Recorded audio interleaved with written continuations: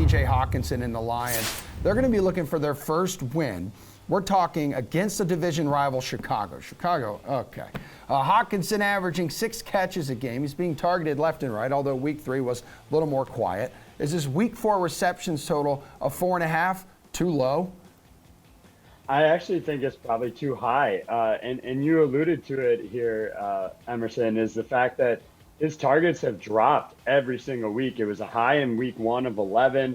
And he had just 2 targets last week in week 3 here. Khalif Raymond taking up a big share of those opportunities. Look, if his targets end up, I would expect a little bit higher than 2, but if he only gets like 4 or 5 targets, he's got to catch them all here. So I think that number's too high. I think he's kind of, they're spreading it out, seeing a little more production from a couple other guys, and I just don't see him being targeted enough to reach that threshold. Okay, how about you, Pearce? Looks like AJ and I are going to disagree on everything this week. It's awesome. I'd say it's too low, and I understand the concern. Detroit last week ran the ball more than they have all season, and they had success. They nearly won the game. So if I am the coach of the Detroit Lions, I'm going to keep running the ball.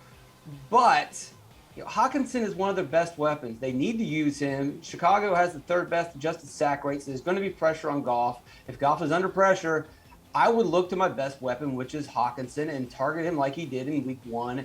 And in week 2, I know Chicago's been good against tight ends this season, but it's a small sample size, and they haven't really faced some tough opponents. If you look back to last year, they were 2nd worst when it comes to allowing fantasy points to tight ends, so they were definitely someone you could target before. I think they will be again.